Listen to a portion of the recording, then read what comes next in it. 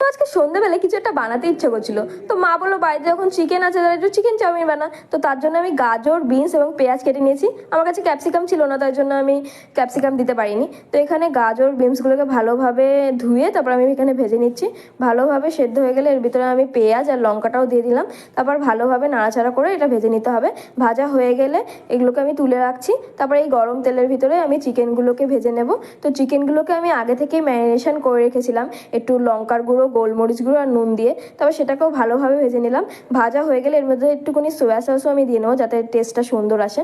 তারপরে সোয়া সস দিয়ে ভালোভাবে নাড়াচাড়া করে নিয়ে এর ভিতরে আমি ভেজে রাখা সবজিগুলো দিয়ে দিলাম। তারপর ভালোভাবে সেগুলোকে নাড়াচাড়া করে এর ভিতরে আমি একটুখানি চাউমিনগুলো দিয়ে নিলাম। চাউমিনগুলো দিয়ে ভালোভাবে নাড়াচাড়া করে নিতে হবে। তার মধ্যে একটু ম্যাগি মশলা আর সস দিলেই তোমাদের রেডি হয়ে যাবে চিকেন চাউমিন। আর এটা খেতে খুব টেস্টি হয়েছিল, কি বলবো। আমার তো খুবই ভালো লেগেছে, তোমরাও বাড়িতে ট্রাই করতে পারো। আমার ভিডিওটা ভালো লাগে লাইক দিয়ে